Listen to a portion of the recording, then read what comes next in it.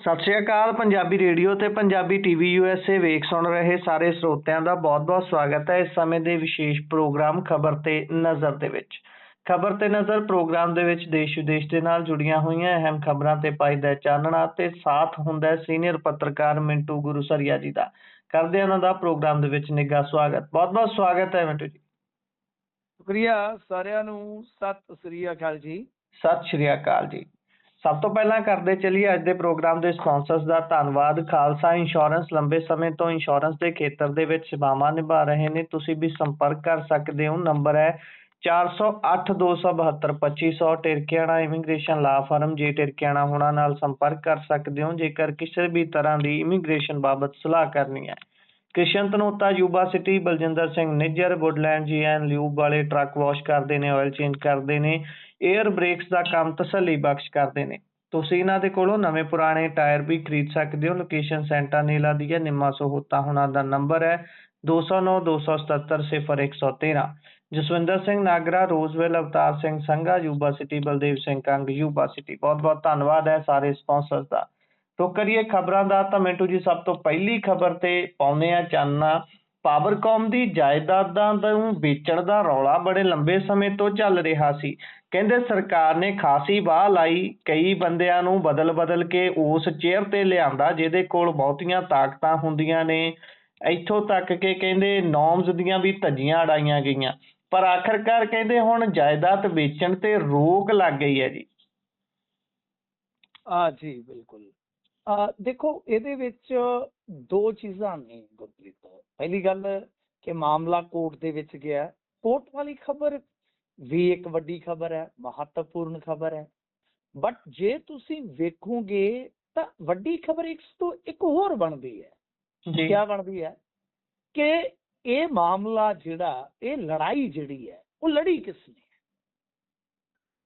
ਯਾਨੀ ਇੱਥੇ ਬਹੁਤ ਸਾਰੇ ਲੋਕ ਕਲੇਮ ਕਰਦੇ ਨੇ ਕਿ ਪੰਜਾਬ ਬਚਾਉਣਾ ਹੈ ਜੀ, ਪੰਜਾਬ ਬਚਾਉਣਾ ਹੈ ਵਗੈਰਾ ਵਗੈਰਾ। ਤੁਸੀਂ ਦੇਖਿਆ ਹੀ ਹੈ, ਸਾਰੇ ਇਦਾਂ ਦੇ ਦਾਅਵੇ ਆਉਂਦੇ ਆ। ਚਲੋ ਦਾਅਵੇਦਾਰੀਆਂ ਰੱਖਣ ਦਾ ਵੀ ਕੋਈ ਹਰਜ਼ ਨਹੀਂ ਹੈ।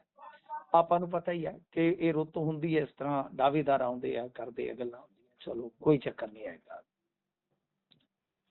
ਹੁਣ ਵੱਡਾ ਮਸਲਾ ਇਹ ਆ ਕਿ ਇਹ ਲੜਾਈ ਜਿਹੜੀ ਆ ਨਾ ਤਾਂ ਆਪੋਜੀਸ਼ਨ ਨੇ ਗਰਾਊਂਡ ਤੇ ਲੜੀ। ਬਹੁਤੇ ਲੋਕਾਂ ਨੂੰ ਤਾਂ ਪਤਾ ਹੀ ਨਹੀਂ ਲੱਗਾ PSPCL ਦੀ ਜਾਇਦਾਦ ਕਿੰਨੀ ਕੀਮਤੀ ਹੈ, ਕਿਉਂਕਿ PSPCL ਦੀਆਂ ਜਦੋਂ ਜਾਇਦਾਦਾਂ ਇਹਨਾਂ ਨੂੰ ਅਲਾਟ ਹੋਈਆਂ ਹੋਣਗੀਆਂ, ਕਿਉਂਕਿ ਬਿਜਲੀ ਜਿਹੜੀ ਆ ਉਹ 70ਵੇਂ ਦਹਾਕੇ ਦੇ ਵਿੱਚ ਕਹਿ ਲਓ ਕਿ ਪਿੰਡਾਂ 'ਚ ਫੈਲੀ ਹੈ।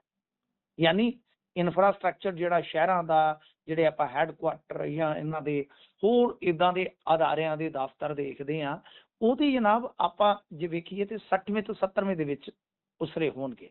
ਉਸ ਵੇਲੇ ਉਹ ਪ੍ਰਾਪਰਟੀਆਂ ਤੇ ਉਸ ਤੋਂ ਬਾਅਦ ਸ਼ਹਿਰੀਕਰਨ, ਉਸ ਤੋਂ ਬਾਅਦ ਕੀਮਤਾਂ ਜੇ ਆਪਾਂ ਦੇਖੀਏ ਤੇ ਅੱਜ ਹਿਸਾਬ ਲਾ ਲਓ ਕਿ ਕਿੰਨੀਆਂ ਬੇਸ਼ਕੀਮਤੀ ਜ਼ਮੀਨਾਂ ਹੋਣਗੀਆਂ। ਇਸ ਚੀਜ਼ ਨੂੰ ਆਪਾਂ ਇੱਥੋਂ ਸ਼ੁਰੂ ਕਰਦੇ ਹਾਂ।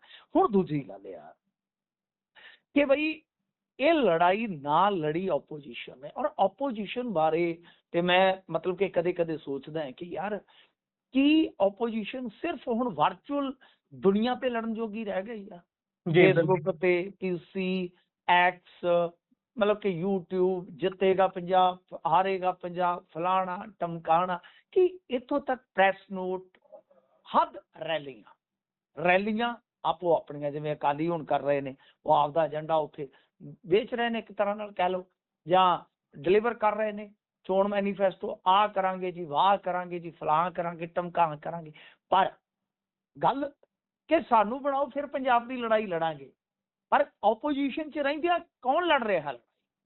PSPCL ਦੀਆਂ ਬੇਸ਼ਕੀਮਤੀ ਜ਼ਮੀਨਾਂ ਜਦੋਂ ਵਿਕ ਰਹੀਆਂ ਸਨ, ਜਦੋਂ ਆਪਣੇ ਵਰਗੇ ਹਾਲ ਪਾਰਿਆ ਕਰ ਰਹੇ ਸਨ, ਮੁੱਠੀ ਪਰ ਲੋਕ ਸੀ ਪੰਜਾਬ ਦੇ ਜਿਹੜੇ ਚੁੱਪਚਾਪ ਲੜਦੇ ਗਏ ਔਰ ਜਿਨ੍ਹਾਂ ਨੇ ਸੰਘਰਸ਼ ਕੀਤਾ, ਪਟਿਆਲੇ ਧਰਨਾ ਲਾਇਆ। ਔਰ ਬਦਕਿਸਮਤੀ ਦੀ ਗੱਲ ਇਹ ਆ ਕਿ ਜੇ ਪੱਤਰਕਾਰਾਂ ਦਾ ਧਰਨਾ ਹੋਵੇ ਤਾਂ ਉੱਥੇ ਤੁਸੀਂ ਦੇਖ ਲਓ ਕਵਰੇਜ ਕਿਸ ਪੱਧਰ ਦੀ ਸੀ।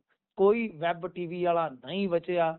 ਜੇ ਕਿਸੇ ਥਾਂ ਤੇ ਜ਼ਿਮਨੀ ਚੋਣ ਹੁੰਦੀ ਹੈ ਤਾਂ ਉੱਥੇ ਕਵਰੇਜ ਦੇਖ ਲਓ, ਕੋਈ ਵੈਬ TV ਵਾਲਾ ਨਹੀਂ ਬਚਦਾ। ਮਾਫ ਕਰਨਾ, ਮੈਨੂੰ ਗੱਲਾਂ ਕਹਿਣ ਦੇਣਾ, ਉੱਥੇ ਕੋਈ ਨਹੀਂ ਬਚਦਾ। ਕੋਈ ਜਵੰਦੇ ਵਰਗਾ ਸੁਪਰਸਟਾਰ ਮਰ ਜਾਵੇ ਤੇ ਉਹਦਾ ਸਿਵਾ ਲਾਈਵ ਕਰਨ ਵਾਲਾ ਕੋਈ ਨਹੀਂ ਬਚਦਾ। ਕੋਈ ਐਕਟਰਸ ਉਹ ਵਿਆਹ ਕਰਵਾਉਂਦੀ ਹੋਵੇ ਤੇ ਉਹਦੀ ਸੇਜ ਤੱਕ ਪਹੁੰਚਣ ਦੀ ਦੌੜ ਦੇ ਵਿੱਚ ਕੋਈ ਨਹੀਂ ਬਚਦਾ। ਨਹੀਂ, ਤੁਸੀਂ ਦੱਸੋ ਕਿ PSPCL ਦਾ ਧਰਨਾ ਇੰਨਾ ਚਿਰ ਚੱਲਿਆ, ਇਹ ਕਰਮਚਾਰੀ ਲੜ ਰਹੇ ਸਨ, ਕੌਣ ਗਿਆ ਖਬਰ ਕਰ? ਬਿਲਕੁਲ ਕਿਸੇ ਨੂੰ ਪਤਾ ਹੀ ਨਹੀਂ ਹੋਏਗਾ। ਤਾਂ ਇਹ ਲੋਕ ਸੀ ਕੁਝ, ਅਤੇ ਇਸੇ ਤਰ੍ਹਾਂ ਦੇ ਹੀ ਚੱਲਦੇ ਆ। ਕਹਿ ਲਓ ਕਿ PSPCL ਦੇ ਮਾਮਲੇ ਦੀ ਇੱਕ ਜਨਹਿਤ ਪਟੀਸ਼ਨ ਬਣਾ ਕੇ ਫਾਈਲ ਕੀਤੀ ਗਈ। ਹਾਈ ਕੋਰਟ ਦਾ ਸ਼ੁਕਰਾਨਾ ਕਰੀਏ ਜਿਨ੍ਹਾਂ ਨੇ ਕੰਸੀਡਰ ਕੀਤਾ ਇਸ ਪਟੀਸ਼ਨ ਨੂੰ। ਸੁਣਵਾਈ ਸ਼ੁਰੂ ਹੋਈ। ਇਹ ਮਾਮਲਾ ਜਦੋਂ ਲੋਕ ਹਿੱਤ ਨਾਲ ਜੁੜਿਆ ਪਹੁੰਚਿਆ ਤੇ ਉੱਥੇ ਦੱਸਿਆ ਕਿ PSPCL ਦਾ ਤੇ 2582 ਕਰੋੜ ਦਾ ਬਕਾਇਆ ਖਲੋਤਾ ਹੈ ਮਹਿਕਮਿਆਂ ਬੰਨੀ। ਇਸ ਤੋਂ ਇਲਾਵਾ 10,000 ਕਰੋੜ ਰੁਪਏ ਤੋਂ ਜ਼ਿਆਦਾ ਬਿਜਲੀ ਸਬਸਿਡੀ ਜਿਹੜੀ ਹੈ ਉਹ ਸਰਕਾਰ ਨੇ ਹਾਲੇ ਪੇ ਕਰਨੀ ਹੈ। ਤੇ ਉਧਰੋਂ ਇਹ ਮਤਲਬ ਕਿ ਵਿੱਤੀ ਦਬਾਅ ਨੂੰ ਘੱਟ ਕਰਨ ਦੇ ਲਈ ਨਿਗਮ ਦੀ ਜਿਹੜੀ ਬੇਸ਼ਕੀਮਤੀ ਕਹਿ ਲਓ ਕਿ ਪਬਲਿਕ ਪ੍ਰਾਪਰਟੀ ਆ, ਇਸ ਨੂੰ ਵੇਚਣ ਦੀ ਤਿਆਰੀ ਕਰ ਰਹੀ ਹੈ, ਜੋ ਜਨਤਾ ਦੇ ਹਿੱਤ ਦੇ ਵਿੱਚ ਨਹੀਂ। ਵੀ ਜਨਤਾ ਦੇ ਹਿੱਤ ਦੇ ਵਿੱਚ ਕੀ ਹੈ ਕਿ ਭਾਈ ਤੁਸੀਂ 10,000 ਕਰੋੜ ਦਿਓ, 2,500 ਕਰੋੜ ਬਕਾਇਆ ਦਿਓ, ਜੋ ਤੁਸੀਂ ਦੇਣਾ ਹੈ ਮਹਿਕਮੇ ਦਾ, ਮਹਿਕਮਾ ਆਪਣਾ ਕੰਮ ਚਲਾਵੇ, ਜ਼ਮੀਨ ਵੇਚਣ ਦੀ ਲੋੜ ਹੀ ਨਹੀਂ। ਤਾਰਕਿਕ ਹੈ ਨਾ ਜੀ, ਇਹ ਹੁੰਦੇ ਬਿਲਕੁਲ ਨੇ ਗਰਾਊਂਡਸ ਕਿ ਭਾਈ ਤੁਸੀਂ ਪੇ ਕਰੋ, ਜ਼ਮੀਨਾਂ ਕਿਉਂ ਵਿਕਣ? ਕਿਉਂਕਿ ਉੱਥੇ ਤਰਕ ਤੇ ਹੀ ਦਿੱਤਾ ਜਾਏਗਾ ਨਾ ਗਵਰਨਮੈਂਟ ਵੱਲੋਂ ਕਿ ਜੀ ਮਹਿਕਮੇ ਨੂੰ ਜ਼ਰੂਰਤ ਆ, ਪਰ ਮਹਿਕਮੇ ਦਾ ਪੈਸਾ ਸਰਕਾਰ ਵੱਲੋਂ ਇੰਨਾ ਪਿਆ ਹੈ ਕਿ ਜਿਹਦੇ ਨਾਲ ਕੰਮਕਾਰ ਚੱਲ ਸਕਦਾ। ਤਾਂ ਖੈਰ ਹੁਣ ਇੱਥੇ ਰੋਕ ਲੱਗ ਗਈ ਆ। ਇਹਦੇ ਵਿੱਚ ਹਾਈ ਕੋਰਟ ਨੇ ਇਸ ਮਾਮਲੇ ਨੂੰ ਅਤੀ ਗੰਭੀਰ ਮੰਨਿਆ। ਕੋਰਟ ਨੇ ਕਿਹਾ ਕਿ ਜਦੋਂ ਤੱਕ ਅਗਲਾ ਆਰਡਰ ਪਾਸ ਨਹੀਂ ਕਰਦੇ ਤਦ ਤੱਕ PSPCL ਦੀ ਕਿਸੇ ਪ੍ਰਾਪਰਟੀ ਦੀ ਵਿਕਰੀ ਨਹੀਂ ਹੋ ਸਕਦੀ। ਵੱਡੀ ਗੱਲ ਹੈ, ਨੋਟ ਕਰ ਲਓ, ਮੈਂ ਰਿਪੀਟ ਕਰਦਾ ਜੀ, ਕਿ ਜਦੋਂ ਤੱਕ ਅਗਲਾ ਹੁਕਮ ਨਹੀਂ ਹੁੰਦਾ ਤਦ ਤੱਕ PSPCL ਦੀ ਕੋਈ ਪ੍ਰਾਪਰਟੀ ਸੈਲ ਨਹੀਂ ਹੋਏਗੀ। ਵੱਡੀ ਗੱਲ। ਤੋ ਖੈਰ ਹਾਈ ਕੋਰਟ ਦੇ ਵਿੱਚ ਇਹ ਵੀ ਮੰਗ ਰੱਖੀ ਗਈ ਆ ਕਿ ਜਿਨ੍ਹਾਂ ਸਰਕਾਰੀ ਮਹਿਕਮਿਆਂ ਵੱਲ ਇਹ ਬਕਾਇਆ ਪੈਂਡਿੰਗ ਪਿਆ ਹੈ ਉਹਨਾਂ ਤੇ ਕਾਰਵਾਈ ਕਰਨੀ ਚਾਹੀਦੀ ਹੈ। ਤਾਂ ਖੈਰ ਹੁਣ 16 ਮਾਰਚ ਨੂੰ ਇਹ ਮਹੱਤਵਪੂਰਨ ਸੁਣਵਾਈ ਮੁੜ ਹੋਏਗੀ। ਪਰ ਇੱਕ ਵਾਰੀ ਕਹਿ ਲਓ ਕਿ ਬੇਸ਼ਕੀਮਤੀ ਜ਼ਮੀਨਾਂ ਜਿਹੜੀਆਂ ਉਹਨਾਂ ਭਲੇ ਲੋਕਾਂ ਦੇ ਹੱਥੋਂ ਬਚ ਗਈਆਂ, ਜਿਨ੍ਹਾਂ ਨੇ ਜਾ ਕੇ ਇਸ ਤਰ੍ਹਾਂ ਦੇ ਉਦਮ ਕੀਤੇ ਆ, ਜਿਨ੍ਹਾਂ ਨੇ ਸੰਘਰਸ਼ ਕੀਤਾ, ਜਿਨ੍ਹਾਂ ਨੇ ਕਾਨੂੰਨੀ ਲੜਾਈ ਵਿੱਢੀ ਆ। ਗੁਰਪ੍ਰੀਤ, ਇਹਨਾਂ ਨੂੰ ਸਲਾਮ ਬਣਦਾ ਹੈ। ਜੀ ਬਿਲਕੁਲ, ਸਲਾਮ ਕਰਨਾ ਵੀ ਬਣਦਾ ਹੈ। ਲੜਾਈ ਲੜੀ ਹੈ ਤੇ ਲੜਾਈ ਤਕਰੀਬਨ ਉਸ ਮੋੜ ਤੱਕ ਲੈ ਕੇ ਗਏ ਨੇ ਜਿੱਥੋਂ ਕੋਈ ਆਸ ਦਾ ਦੀਵਾ ਜਗਦਾ ਨਜ਼ਰ ਆ ਰਿਹਾ ਹੈ। ਅੱਗੇ ਚੱਲੀਏ ਤਾਂ ਸਿੱਖਿਆ ਬੋਰਡ ਦੀ ਵੱਡੀ ਕੁਤਾਹੀ ਸਾਹਮਣੇ ਆਈ ਹੈ ਜੀ। ਹਾਂਜੀ, ਦੇਖੋ ਅੱਜ ਪੇਪਰ ਸੀਗਾ ਸਾਇੰਸ ਦਾ 8ਵੀਂ ਜਮਾਤ ਦਾ, ਤੇ ਉਹਦੇ ਵਿੱਚ ਕੀ ਦੇਖੋ ਹੁਣ ਨਾ ਕੁਐਸਚਨ ਪੇਪਰ ਸਾਡੇ ਵੇਲੇ ਤੇ ਇਦਾਂ ਦੇ ਜਿਹੜੇ ਪੇਪਰ ਹੁੰਦੇ ਸੀਗੇ ਸਾਇੰਸ ਦਾ, ਮੇਰੇ ਖਿਆਲ ਦੇ ਨਾਲ ਉਹ ਕੱਲਾ ਪੰਜਾਬੀ 'ਚ ਹੀ ਆਉਂਦਾ ਸੀਗਾ। ਜੀ, ਠੀਕ ਹੈ ਜੀ। ਹੁਣ ਕਿਉਂਕਿ ਬੋਰਡ ਵਗੈਰਾ ਆਪਣੇ ਤੁਹਾਨੂੰ ਪਤਾ ਹੀ ਆ ਜੀ CBSE ਆ ਤੇ ਫਲਾਣਾ ਹੈ ਜੀ, ਉਹ ਇਦਾਂ ਕਰਕੇ ਹੁਣ ਰਲਵਾ ਮਿਲਵਾ ਜੇ ਕੰਮ ਚੱਕ ਦਿੰਦੇ ਨੇ, ਤੇ ਲਿਹਾਜ਼ਾ 3 ਭਾਸ਼ਾਵਾਂ ਦੇ ਵਿੱਚ ਜਿਹੜਾ ਪੰਜਾਬ ਸਕੂਲ ਸਿੱਖਿਆ ਬੋਰਡ ਦਾ ਕੁਐਸਚਨ ਪੇਪਰ ਆਉਂਦਾ, ਯਾਨੀ ਪ੍ਰਸ਼ਨ ਪੱਤਰ ਜਿਹਨੂੰ ਆਪਾਂ ਕਹਿੰਦੇ ਆ, ਜੀ, ਉਸ 3 ਭਾਗ ਦੇ ਵਿੱਚ ਵੰਡੇ ਕੁਐਸਚਨ ਪੇਪਰ ਦੇ ਵਿੱਚ ਜਿਹੜਾ ਪੰਜਾਬੀ ਵਾਲਾ ਹਿੱਸਾ ਸੀ, ਜੀ, ਯਾਨੀ ਜਿਹਦੇ ਵਿੱਚ ਪੰਜਾਬੀ 'ਚ ਪ੍ਰਸ਼ਨ ਲਿਖੇ ਗਏ ਸਨ। ਕਮਾਲ ਦੀ ਗੱਲ ਹੈ ਕਿ ਉਹਦੇ 'ਚ 28 ਨੰਬਰ, 29 ਨੰਬਰ ਅਤੇ 30 ਨੰਬਰ ਉਹ ਪ੍ਰਿੰਟ ਹੀ ਨਹੀਂ ਹੈਗਾ। ਪ੍ਰਿੰਟ ਹੀ ਨਹੀਂ ਹੈਗਾ। ਹਿਸਾਬ ਲਾ ਲਓ 5 ਨੰਬਰਾਂ ਦੇ ਇਹ 3 5 ਤੀਆ 15 ਕਿ 15 ਨੰਬਰ ਦਾ ਸਿਲੇਬਸ ਹੀ ਬਾਹਰ ਹੋ ਗਿਆ ਜੀ ਪ੍ਰਸ਼ਨਾਂ ਦੇ ਰੂਪ ਦੇ ਵਿੱਚ। ਤੁਸੀਂ ਹਿਸਾਬ ਲਾ ਲਓ। ਔਰ ਪੰਜਾਬ ਸਕੂਲ ਸਿੱਖਿਆ ਬੋਰਡ ਨੇ ਬਕਾਇਦਾ WhatsApp ਦੇ ਜ਼ਰੀਏ ਗਲਤੀ ਮੰਨੀ ਆ। ਮੈਂ ਕਿਸੇ ਸੁਪਰਡੈਂਟ ਦੇ ਨਾਲ ਗੱਲ ਕਰ ਰਿਹਾ ਸੀ ਇਤਫਾਕਨ, ਤਾਂ ਉਹਨਾਂ ਕਿਹਾ ਕਿ ਸਾਨੂੰ ਕਹਿ ਰਹੇ ਕਿ ਤੁਸੀਂ ਏਦਾਂ ਕਰੋ, ਹਿੰਦੀ ਅੰਗਰੇਜ਼ੀ ਨੂੰ ਹੁਣ ਟਰਾਂਸਲੇਸ਼ਨ ਕਰਕੇ, ਜਾਨੀ ਹਿੰਦੀ ਜਾਂ ਜਿਹੜੀ ਅੰਗਰੇਜ਼ੀ 'ਚ ਉਹ ਪ੍ਰਸ਼ਨਾਵਲੀ ਹੈਗੀ ਆ, ਕਿ ਉਹਦਾ ਉਲੱਥਾ ਕਰਕੇ ਵਿਦਿਆਰਥੀਆਂ ਨੂੰ ਦਿਓ ਤੇ ਉਹਨਾਂ ਤੋਂ ਕੁਐਸਚਨ ਕਰਵਾ ਲਓ। ਲਓ ਬਹੁਤ ਦੇਖੋ, ਮੈਂ ਵਾਰ-ਵਾਰ ਕਹਿੰਦਾ ਕਿ ਕੁਝ ਚੀਜ਼ਾਂ ਠੀਕ ਆ, ਨਿੱਜੀਕਰਨ ਤੋਂ ਬਗੈਰ ਅੱਜ ਕੱਲ੍ਹ ਪੂੰਜੀਵਾਦ ਦਾ ਜਿਹੜਾ ਮਿਕਸ ਮਾਡਲ ਹੈ ਤੁਹਾਨੂੰ ਪਤਾ ਹੀ ਹੈ ਨਾ, ਕਿ ਉਹਦੇ 'ਚ ਆਪਾਂ ਨੂੰ ਪਤਾ ਹੈ ਕਿ ਪ੍ਰਾਈਵੇਟਾਈਜੇਸ਼ਨ ਤੋਂ ਬਗੈਰ ਮੁਸ਼ਕਲ ਹੋ ਜਾਂਦੀਆਂ ਨੇ ਕੁਝ ਚੀਜ਼ਾਂ। ਪਰ ਯਾਰ ਆਹ ਚੀਜ਼ਾਂ ਜਿਵੇਂ ਅਸੀਂ ਪੜ੍ਹਦੇ ਹਾਂ ਉਦੋਂ ਪ੍ਰਿੰਟਿੰਗ ਆਪਣੀ ਹੁੰਦੀ ਸੀ, ਸਾਡਾ ਭਾਸ਼ਾ ਵਿਭਾਗ ਆਪਣਾ ਕੰਮ ਕਰਦਾ ਸੀ, ਅੱਡੋ ਅੱਡ ਪ੍ਰਿੰਟਿੰਗਾਂ ਹੁੰਦੀਆਂ ਸੀਗੀਆਂ।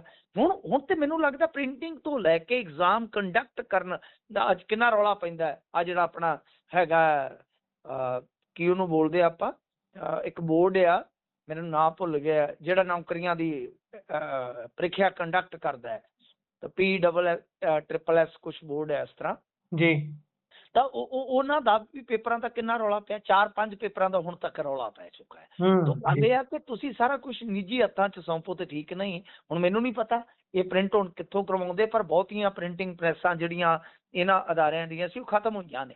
ਲਿਹਾਜ਼ਾ ਹੁਣ ਦੂਜੀ ਗੱਲ ਇਹ ਆ ਕਿ ਇਹਦੀ ਜ਼ਿੰਮੇਵਾਰੀ ਓਟਣ ਦੀ ਜ਼ਰੂਰਤ ਆ। ਕੌਣ ਕੋਤਾਹੀ ਕਰ ਰਿਹਾ ਸੀ।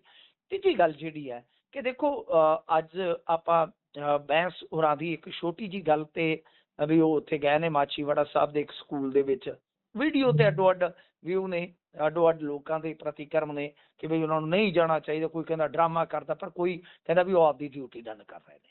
ਉਹ ਇੱਕ ਛੋਟੀ ਜਿਹੀ ਕਲਿੱਪ ਤੇ ਸਾਰਿਆਂ ਦਾ ਜ਼ੋਰ ਆ, ਤੁਸੀਂ ਦੇਖਿਆ ਹੋਣਾ, ਰੀਲ ਯੋਗ ਆ ਨਾ। ਬਟ ਇਹੋ ਜਿਹੇ ਮੁੱਦਿਆਂ ਤੇ ਕਿਸੇ ਦੀ ਨਿਗਾਹ ਨਹੀਂ ਹੈ ਵੀ ਆਹ ਕੀ ਚੱਲ ਰਿਹਾ। ਅੱਛਾ, ਇਸ ਤੋਂ ਇਲਾਵਾ ਟੈਟ ਦਾ ਪਤਾ ਕਿੱਡਾ ਰੌਲਾ ਪਿਆ ਜੀ। ਸਾਡੇ ਕਹਿ ਲਓ ਕਿ ਪੰਜਾਬ ਦੇ ਹਜ਼ਾਰਾਂ ਅਧਿਆਪਕਾਂ ਦਾ ਫਿਊਚਰ ਜਿਹੜਾ ਦਾਅ ਤੇ ਲੱਗਿਆ, ਜ਼ੀਰੋ ਕਵਰੇਜ ਹੈ ਸਰ ਜੀ।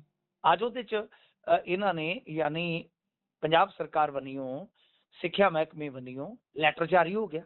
ਹੁਣ ਲੈਟਰ ਜਾਰੀ ਹੋ ਗਿਆ, ਲੈਟਰ ਜਾਰੀ ਜਦੋਂ ਹੋ ਗਿਆ ਸਾਹਿਬ, ਤਾਂ ਉਸ ਲੈਟਰ ਦੇ ਵਿੱਚ ਇੱਕ ਵੱਡੀ ਗੱਲ ਵੇਖਣ ਵਾਲੀ ਆ, ਬਹੁਤ ਵੱਡੀ ਗੱਲ ਵੇਖਣ ਵਾਲੀ ਕਿ ਉਹਨਾਂ ਨੇ ETT ਜਿਹੜੇ ਪ੍ਰਮੋਟ ਹੋਏ ਅਧਿਆਪਕ ਆ ਉਹਨਾਂ ਦਾ ਟੈਸਟ ਲੈਣ ਦਾ ਦਸਤਾ ਪੈਟਰਨ ਇਦਾਂ ਲਿਆ ਜਾਊਗਾ। ਚਲੋ ਫਿਰ ਮਾਸਟਰ ਕੈਡਰ ਦੀ ਵਾਰੀ ਆ ਜਾਏਗੀ। ਹੁਣ ਜਥੇਬੰਦੀਆਂ ਜ਼ੋਰ ਪਾ ਰਹੀਆਂ ਨੇ ਕਿ ਭਾਈ ਕੋਰਟ ਜਾਇਆ ਜਾਵੇ ਜਾਂ ਏਦਾਂ ਸਰਕਾਰ ਸੁਪਰੀਮ ਕੋਰਟ ਨੂੰ ਚੈਲੰਜ ਕਰੇ। ਹੁਣ ਜੇ ਸੁਪਰੀਮ ਕੋਰਟ ਨੂੰ ਚੈਲੰਜ ਕਰਦੇ ਆ ਤਾਂ ਸਾਲ 2 ਸਾਲ ਪਤਾ ਨਹੀਂ ਕਿੰਨਾ ਚਿਰ ਲੰਘ ਜਾਏਗਾ, ਤਾਂ ਉਦੋਂ ਤੱਕ ਜਿਹੜੀਆਂ ਪ੍ਰਮੋਸ਼ਨਾਂ ਪਹਿਲਾਂ ਹੀ 8 ਸਾਲ ਤੋਂ ਲਟਕ ਰਹੀਆਂ ਹੋਰ ਲਟਕ ਜਾਣਗੀਆਂ ਔਰ ਭਰਤੀ ਨਹੀਂ ਹੋਏਗੀ। ਬਿਲਕੁਲ। ਮਤਲਬ ਕਿ ਸਾਨੂੰ ਇੱਕ ਪਾਸੇ ਤੇ ਅਧਿਆਪਕ ਚਾਹੀਦੇ ਨੇ ਕਿ ਅਸੀਂ ਉਸ ਵੀਡੀਓ ਦੇ ਆਧਾਰ ਤੇ ਕਹਿ ਰਹੇ ਹਾਂ ਕਿ ਅਧਿਆਪਕਾਂ ਦੀ ਕਮੀ ਹੈ, ਤੇ ਦੂਜੇ ਪਾਸੇ ਨਵੀਂ ਭਰਤੀ ਦਾ ਰਸਤਾ ਵੀ ਖੁੱਲ ਰਿਹਾ। ਪਰ ਹਾਂ, ਇੱਧਰ ਹੁਣ ਅਧਿਆਪਕਾਂ ਦਾ ਭਵਿੱਖ ਆ ਕਿ ਬਾਈ ਜਿਹੜੇ ਅਧਿਆਪਕਾਂ ਨੇ 15-15 20-20 ਸਾਲ ਸਰਵਿਸ ਦੇ ਵਿੱਚ ਦਿੱਤੇ ਆ, ਜੇ ਉਹਨਾਂ ਨੇ ਟੈਟ ਨਾ ਕਲੀਅਰ ਕੀਤਾ ਤੇ ਉਹ ਕਿੱਧਰ ਜਾਣਗੇ? ਨਾ ਤੇ ਇੱਧਰ ਦੇ ਰਹੇ ਨਾ ਉੱਧਰ ਦੇ ਰਹੇ, ਕਿੱਧਰ ਜਾਣਗੇ ਜ਼ਿੰਦਗੀ 'ਚ? ਜੀ। ਸੋ ਵੱਡੀ ਮੰਗ ਤੇ ਇਹ ਹੋਣੀ ਚਾਹੀਦੀ ਆ ਕਿ ਜਿੱਦਾਂ ਮਰਜ਼ੀ ਆ ਬਾਈ, ਟੀਚਰਾਂ ਦਾ ਨੁਕਸਾਨ ਨਹੀਂ ਹੋਣਾ ਚਾਹੀਦਾ ਜਿਨ੍ਹਾਂ ਨੇ ਸਰਵ ਕੀਤਾ ਹੁਣ ਤੱਕ। ਬਿਲਕੁਲ ਕਿਉਂਕਿ ਕਈ ਟੀਚਰ ਤੇ ਜੀ ਹੁਣ ਉਹ ਉਸ ਟਾਈਪ ਦੀ ਪੜ੍ਹਾਈ ਲਿਖਾਈ ਕਰ ਹੀ ਨਹੀਂ ਸਕਦੇ। ਮਤਲਬ ਕਿ ਮੁੱਦੇ ਸਿੱਖਿਆ ਨਾਲ ਜੁੜੇ ਬਹੁਤ ਨੇ ਗੁਰਪ੍ਰੀਤ, ਬਹੁਤ ਮੁੱਦੇ ਨੇ। ਪਤਾ ਨਹੀਂ ਕਿਉਂ ਦਿਲਾ ਬਾਜ਼ਾਰ ਹੁੰਦਾ ਹੈ, ਪਤਾ ਨਹੀਂ ਕਿਉਂ ਯਾਰ ਸਾਡੇ ਡਿਸਕੋਰਸ ਦਾ ਜਾਂ ਸਾਡੀ ਮੀਡੀਆ ਕਵਰੇਜ ਦਾ ਇਹ ਚੀਜ਼ਾਂ ਹਿੱਸਾ ਹੀ ਨਹੀਂ ਬਣ ਪਾ ਰਹੀਆਂ। ਜੀ ਬਿਲਕੁਲ ਬਿਲਕੁਲ। ਇਹ ਬਹੁਤ ਸਾਰੀਆਂ ਕਮੀਆਂ ਨੇ ਇਹਦੇ ਵਿੱਚ। ਉਹ ਵਿਊਆਂ ਵਾਲਾ ਕੰਮ ਜ਼ਿਆਦਾ ਹੋ ਗਿਆ ਨਾ, ਪੰਜਾਬ ਸ਼ਿੰਗਾਰ ਜ਼ਿਆਦਾ ਜ਼ਰੂਰੀ ਲੱਗਦਾ ਸਾਨੂੰ ਵੀ ਬਾਈ ਉਹ ਮੁੱਦਾ ਜੇ ਖੁੰਝ ਗਿਆ ਤਾਂ ਸ਼ਾਇਦ ਅਸੀਂ ਪੰਜਾਬ ਦੀ ਪੱਤਰਕਾਰੀ ਦੇ ਵਿੱਚ ਉਹ ਨਾਮ ਹੀ ਨਹੀਂ ਬਣਾ ਪਾਉਣਾ ਜਿਹੜਾ ਅਸਲ ਦੇ ਵਿੱਚ ਜ਼ਰੂਰੀ ਹੈ। ਹਾਂ, ਪੱਤਰਕਾਰਿਤਾ ਮਤਲਬ ਕਿ ਖਤਮ ਹੋ ਜਾਏਗੀ ਨਾ ਇਹੋ ਜਿਹੇ ਮੁੱਦੇ ਜੇ ਨਾ ਹੋਏ। ਬਿਲਕੁਲ ਬਿਲਕੁਲ। ਅੱਗੇ ਚੱਲੀਏ ਤਾਂ ਗੱਲ ਜਲੰਧਰ ਸ਼ਹਿਰ ਦੀ ਕਰਦੇ ਹਾਂ। ਮੰਤਰੀ ਭਗਤ ਹੋਣੀ ਜਿਹੜੇ ਕੀਮਤੀ ਲਾਲ ਜੀ ਦੇ ਸੌਰੀ ਚੁੰਨੀ ਲਾਲ ਜੀ ਦੇ ਜੀ, ਉਹਨਾਂ ਨੂੰ ਪਿੱਛੇ ਜੇ ਬੜਾ ਜਿਤਾ ਕੇ ਮੰਤਰੀ ਬਣਾਇਆ ਗਿਆ। ਭਾਈ ਸ਼ੁਰੂ 'ਚ ਹੀ ਕਹਿਤਾ ਸੀ ਵੀ ਭਾਈ ਇਹਨਾਂ ਦੀ ਤਾਂ ਕੁਰਸੀ ਪੱਕੀ ਹੈ ਮੰਤਰੀ ਵਾਲੀ। ਖੈਰ ਉਹ ਬਾਹਲੇ ਭਲੇ ਮਾਨਸ ਜੇ ਨੇ, ਕਈ ਵਾਰੀ ਉਹਨਾਂ ਨੂੰ ਗੱਲ ਕਰਦਿਆਂ ਕਰਦਿਆਂ ਭੁੱਲ ਜਾਂਦੀ ਆ ਵੀ ਮੈਂ ਆਇਆ ਕਿੱਥੇ ਆ। ਬੜੀ ਸ਼ਾਇਦ ਉਮਰ ਦਾ ਅਸਰ ਹੈ। ਤੇ ਉਹਨਾਂ ਦੇ ਉੱਪਰ ਸ਼ੀਤਲ ਅੰਗਰਾਲ ਹੋਣੀ ਚੰਗਾ ਚੁਟਕੀ ਲੈਂਦੇ ਨੇ, ਕਦੀ ਕੋਈ ਗੱਲ ਕੱਢ ਲਿਆਉਂਦੇ ਨੇ, ਕਦੀ ਕੋਈ। ਉਹ ਤਾਂ ਖਾਸੀ ਗਹਿਮਾ ਗਹਿਮੀ ਉਹਨਾਂ ਦੇ ਹਲਕੇ ਦੇ ਵਿੱਚ ਉੱਥੇ ਚੱਲਦੀ ਹੈ। ਤੇ ਹੁਣ ਫੇਰ ਉਹਨਾਂ ਨੇ ਦੋਸ਼ ਲਾਤੇ ਜੀ ਉਹਨਾਂ ਤੇ। ਤੁਸੀਂ ਉਮਰ ਦੀ ਗੱਲ ਕੀਤੀ ਆ, ਦੇਵੀ ਦੇ ਇੱਕ ਗੀਤ ਦੇ ਵਿੱਚ ਨਾ ਜਦੋਂ ਮਹਿਬੂਬ ਵਿਛੜ ਜਾਂਦੇ ਆ ਤੇ ਕਿਤੇ ਉਮਰਾਂ ਬਾਅਦ ਉਹ ਯਾਦ ਕਰਦੇ ਆ, ਤੇ ਉਹ ਕਹਿੰਦਾ ਕਿ ਸ਼ਾਇਦ ਉਮਰ ਅਸਰ ਉਸ ਤੇ ਕਰ ਗਈ ਹੋਵੇਗੀ, ਵਾਲਾਂ ਵਿੱਚ ਉਹਦੇ ਸਫੈਦੀ ਭਰ ਗਈ ਹੋਵੇਗੀ। ਤਾਂ ਗੱਲ ਇਹ ਆ ਕਿ ਬਈ ਉਮਰ ਅਸਰ ਕਰ ਜਾਂਦੀ ਆ ਗੁਰਪ੍ਰੀਤ, ਹੁਣ ਮੇਰੇ ਤੇ ਵੀ ਕਰਦੀ ਜਾਂਦੀ ਆ ਹੌਲੀ ਹੌਲੀ। ਤੋ ਭਾਈ ਇਹ ਹੁੰਦਾ ਹੀ ਆ। ਅੱਛਾ, ਉੱਥੇ ਭਾਰਗਵ ਕੈਂਪ ਆ, ਭਾਰਗਵ ਕੈਂਪ ਦੇ ਪਿੱਛੇ ਕੋਈ ਜ਼ਮੀਨ ਪਈ ਜੀ, ਜ਼ਮੀਨ ਤੇ ਅਚਾਨਕ ਚਾਰ ਦੀਵਾਰੀ ਹੁੰਦੀ ਆ ਤੇ ਸ਼ੀਤਲ ਅੰਗੁਰਾਲ ਫਿਰ ਤਾਬੜਤੋੜ ਹਮਲੇ ਕਰਦਾ ਹੈ। ਦੇਖੋ ਸ਼ੀਤਲ ਅੰਗੁਰਾਲ ਕੱਲ ਦਾ ਲਾਈਵ ਹੋਇਆ, ਯਾਨੀ 24 ਘੰਟੇ ਬੀਤ ਗਏ ਨੇ। ਉਸਨੇ ਜੋ ਦੋਸ਼ ਲਾਏ ਨੇ ਕਥਿਤ ਤੌਰ ਤੇ ਕੀ ਆ ਕਿ ਬਈ ਇਹ ਸਰਕਾਰੀ ਪਾਰਕ ਬਣ ਰਿਹਾ ਸੀ ਸਕੀਮ ਦੇ ਤਹਿਤ, ਤੇ ਅਚਾਨਕ ਚਾਰ ਦੀਵਾਰੀ ਜਾਂ ਕੰਧਾਂ ਉਹ ਕੀਤੀਆਂ ਜਾ ਰਹੀਆਂ ਨੇ ਤੇ ਨਾਲ ਦੁਕਾਨਾਂ ਵੀ ਉਸਾਰਨੀਆਂ ਸਟਾਰਟ ਹੋ ਗਈਆਂ। ਤੇ ਇਹਦੇ ਵਿੱਚ ਕਥਿਤ ਸ਼ੈ ਹੈ ਭਗਤ ਜੀ ਯਾਨੀ ਜਿਹੜੇ ਕੈਬਨਿਟ ਵਜ਼ੀਰ ਨੇ। ਜੀ ਬੜੀ ਇੱਕ ਸਿੰਪਲ ਗੱਲ ਆ, ਬੜੀ ਇੱਕ ਸਾਦੀ ਗੱਲ ਆ ਕਿ ਭਾਈ ਇੰਨੇ ਘੰਟੇ ਬੀਤ ਜਾਣ ਦੇ ਬਾਅਦ ਜੇਕਰ ਇੱਕ ਕੈਬਨਿਟ ਵਜ਼ੀਰ ਦਾ ਜਾਂ ਸਰਕਾਰ ਦਾ ਕੋਈ ਰਿਐਕਸ਼ਨ ਨਹੀਂ ਆਉਂਦਾ, ਠੀਕ ਕੋਈ ਪ੍ਰਤੀਕਰਮ ਨਹੀਂ ਆਉਂਦਾ, ਤੁਸੀਂ ਦੇਖੋ ਮੈਨੂੰ ਨਹੀਂ ਲੱਗਦਾ ਆਇਆ, ਮੈਂ ਅੱਜ ਦੁਪਹਿਰ ਤੱਕ ਉਡੀਕਦਾ ਰਿਹਾ ਜੀ ਕਿ ਕੋਈ ਰਿਐਕਸ਼ਨ ਨਹੀਂ ਆਉਂਦਾ। ਉਹਨੂੰ ਕੀ ਸਮਝੀਏ ਕਿ ਉਹ ਅੰਗਰਾਲ ਨੂੰ ਇਦਾਂ ਲੈ ਰਹੇ ਆ ਕਿ ਯਾਰ ਇਹਦਾ ਕੀ ਆ, ਉਹ ਗਾਣਾ ਨਾ ਸਾਡਾ ਕੀ ਹੈ, ਆਪਾਂ ਤੇ ਦਿਨ ਕੱਟੀ ਜਾਂਦੇ ਆ, ਇਹਦਾ ਕੀ ਆ।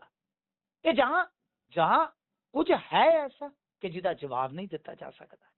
ਜੀ ਤਾਂ ਇਹ ਤਾਂ ਲੈਂਡ ਦੀ ਆਪਾਂ ਗੱਲ ਕਰਦੇ ਹਾਂ ਕਿ ਭਾਈ ਇਹ ਤੇ ਪੰਜਾਬ ਦੀ ਬੇਸ਼ਕੀਮਤੀ ਜ਼ਮੀਨ ਤੇ ਜਿਸ ਤਰ੍ਹਾਂ ਲੈਂਡ ਪੂਲਿੰਗ ਦੇ ਜ਼ਰੀਏ ਕਬਜ਼ਾ ਕਰਨ ਆ ਗਏ ਸਨ, ਜੀ ਤਾਂ ਫਿਰ ਉਸ ਸਰਕਾਰ ਦੇ ਵਿੱਚ ਇਹਨਾਂ ਦਾ ਰਿਐਕਟ ਕਰਨਾ ਤੇ ਬਣਦਾ ਹੈ ਨਾ ਕਿ ਤੁਹਾਡੇ ਤੇ ਨਿਗਾਹ ਸ਼ੱਕੀ ਆ ਪਹਿਲਾਂ ਹੀ।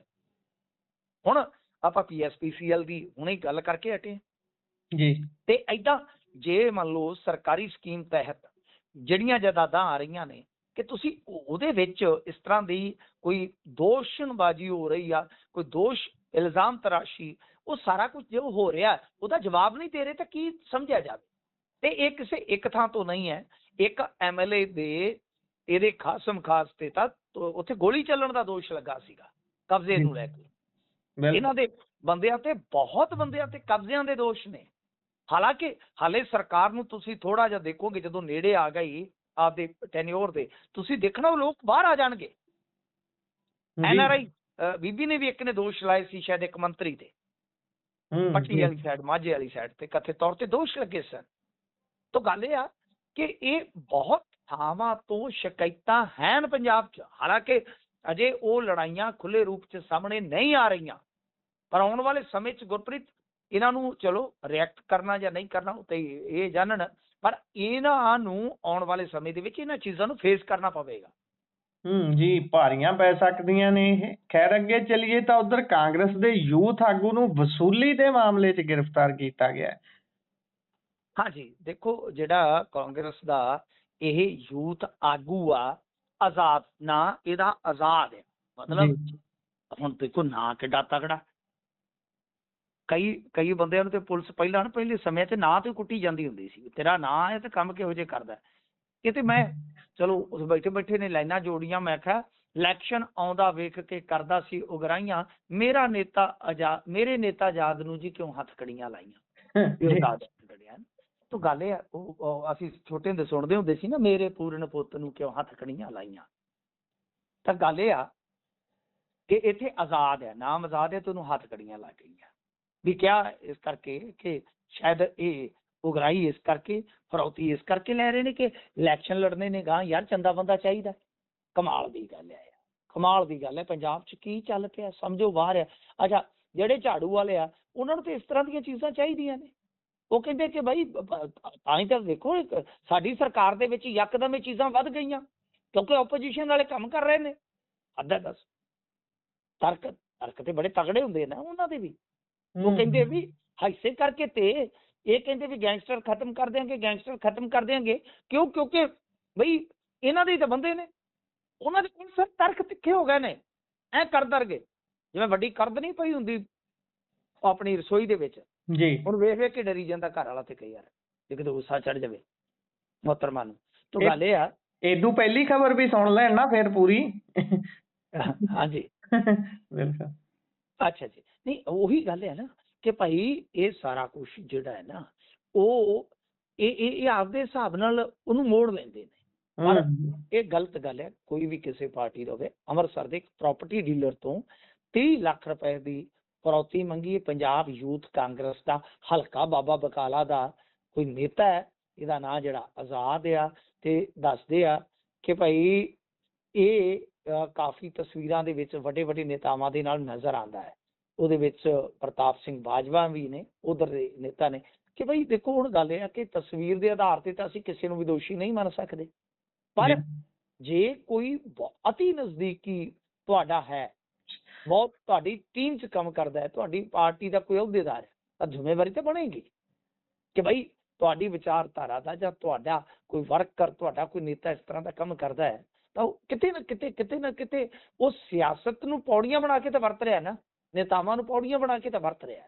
ਤੋ ਇਹ ਗੱਲ ਇਹ ਆ ਕਿ ਮਾਝੇ ਦੇ ਵਿੱਚ ਹੁਣ ਖਲਾਰਾ ਵੇਖ ਲਓ ਤੁਸੀਂ, ਦੇਖੋ ਕਿ ਕਿੰਨਾ ਪੈ ਗਿਆ ਕਿ ਹੁਣ ਇੱਥੇ ਸਾਰਾ ਕੁਝ ਚੱਲ ਰਿਹਾ। ਤੋ ਇਹ ਵਿਦੇਸ਼ੀ ਨੰਬਰ ਤੋਂ ਸ਼ਾਇਦ ਇਹਨਾਂ ਨੇ ਇਹ ਸਾਰਾ ਕੁਝ ਕੀਤਾ ਸੀਗਾ, ਤੇ ਜਿੱਥੋਂ ਆਪਾਂ ਵੇਖੀਏ ਕਿ ਇਹ ਮਾਮਲਾ ਨਿਕਲਿਆ, ਬਹੁਤ ਬਹੁਤ ਹੀ ਕੰਮ ਚੱਲਣ ਡਿਆ ਮਾਝੇ 'ਚ। ਜੀ ਬਿਲਕੁਲ। ਉਧਰ ਪੰਜਾਬ ਦੇ ਸਾਬਕਾ ਚੀਫ ਸੈਕਟਰੀ ਤੇ ਇੱਕ ਕੇਸ ਚੱਲੇਗਾ ਜੀ, ਕਹਿੰਦੇ ਗੱਲ ਤਾਂ 2 ਲੱਖ ਦੀ ਹੈ ਪਰ 17 ਸਾਲ ਲੱਗ ਗਏ। ਆਹੋ ਦੇਖੋ, ਜਿਹੜੇ ਜੰਜੂਆ ਸਾਹਿਬ ਸੀਗੇ ਨਾ, ਜੰਜੂਆ ਸਾਹਿਬ ਤੇ ਇਹ ਜਿਹੜੇ ਚੀਫ ਸੈਕਟਰੀ ਸੀਗੇ, ਤੁਹਾਨੂੰ ਯਾਦ ਹੋਣਾ ਹਾਲ ਦੇ ਸਮੇਂ ਦੇ ਵਿੱਚ ਇਹ ਰਿਟਾਇਰ ਹੋਏ ਆ। ਇਹ ਮਾਮਲਾ 2009 ਦਾ ਵਿੱਚ ਸੀਗਾ। ਉਸ ਵਕਤ ਇੰਡਸਟਰੀ ਐਂਡ ਕਾਮਰਸ ਡਿਪਾਰਟਮੈਂਟ ਦੇ ਇਹ ਡਾਇਰੈਕਟਰ ਕਮ ਸੈਕਟਰੀ, ਯਾਨੀ ਡਾਇਰੈਕਟਰ ਤੇ ਨਾਲ ਸੈਕਟਰੀ ਕਹਿ ਲਓ, ਕਿ ਉਸ ਅਹੁਦੇ ਤੇ ਸੀਗੇ ਤੇ ਇਹਨਾਂ ਨੂੰ ਰਿਸ਼ਵਤ ਲੈਂਦਿਆਂ ਫੜਿਆ ਗਿਆ ਸੀਗਾ। ਤੇ ਵਿਜੀਲੈਂਸ ਨੇ IAS ਅਧਿਕਾਰੀ ਹੋਣ ਦੀ ਵਜ੍ਹਾ ਦੇ ਨਾਲ ਉਸ ਕੇਸ ਦੀ ਅੱਗੇ ਦੀ ਪੈਰਵਾਈ ਤੋਂ ਇਨਕਾਰ ਕਰ ਦਿੱਤਾ ਸੀ। ਹਾਲਾਂਕਿ ਬਾਅਦ ਦੇ ਵਿੱਚ ਕੇਂਦਰ ਤੋਂ ਇਹਦੇ ਲਈ ਮਨਜ਼ੂਰੀ ਮੰਗੀ ਗਈ। ਮਨਜ਼ੂਰੀ ਤੋਂ ਬਾਅਦ ਹੁਣ ਇਸ ਮਾਮਲੇ ਤੇ ਸਪੈਸ਼ਲ ਕੋਰਟ ਦੇ ਵਿੱਚ ਸੁਣਵਾਈ ਹੋਵੇਗੀ। ਦੇਖੋ, ਅਨਿਰੁੱਧ ਤਿਵਾੜੀ ਨੂੰ ਹਟਾ ਕੇ ਜੰਜੂਆ ਨੂੰ ਚੀਫ ਸੈਕਟਰੀ ਲਾਇਆ ਗਿਆ ਸੀ ਜਦੋਂ ਇਹ ਆਏ ਸੀਗੇ। ਕੌਣ ਆਏ ਸੀ? ਝਾੜੂ ਵਾਲੇ। ਜੀ ਤੁਸੀਂ ਹਿਸਾਬ ਲਾ ਲਓ ਕਿ ਇਹਨਾਂ ਨੂੰ ਚੀਫ ਸੈਕਟਰੀ ਬਣਾਇਆ ਗਿਆ ਸੀਗਾ। ਕੇਂਦਰ ਨੇ ਹੁਣ ਮਨਜ਼ੂਰੀ ਦਿੱਤੀ ਆ ਕਿ ਭਾਈ department of personal and training ਨੇ ਭ੍ਰਿਸ਼ਟਾਚਾਰ ਨਿਵਾਰਣ ਐਕਟ 1988 ਦੀ ਧਾਰਾ 7 ਅਤੇ 13 ਉਪਬੰਧ 2 ਤਹਿਤ ਮੁਕੱਦਮਾ ਚਲਾਉਣ ਨੂੰ ਮਨਜ਼ੂਰੀ ਦਿੱਤੀ ਆ ਕਿ ਪ੍ਰਥਮ ਦ੍ਰਿਸ਼ਟੀ ਪ੍ਰਾਈਮਾ ਫੇਸੀ ਕਹਿ ਲਓ ਕਿ ਇਹ ਮਾਮਲਾ ਜਿਹੜਾ ਉਹ ਬਣਦਾ ਸਬੂਤ ਹੈਗੇ ਨੇ। ਪਰ ਅਸਲ ਦੇ ਵਿੱਚ ਕੀ ਆ ਕਿ ਇਹ ਮਾਮਲਾ ਜਿਹੜਾ ਕਾਫੀ ਗੁੰਝਲਦਾਰ ਸੀਗਾ। ਗੁੰਝਲਦਾਰ ਇਉਂ ਸੀਗਾ ਕਿ ਇਹਨਾਂ ਨੂੰ 2009 ਦੇ ਵਿੱਚ ਅਰੈਸਟ ਕੀਤਾ ਗਿਆ।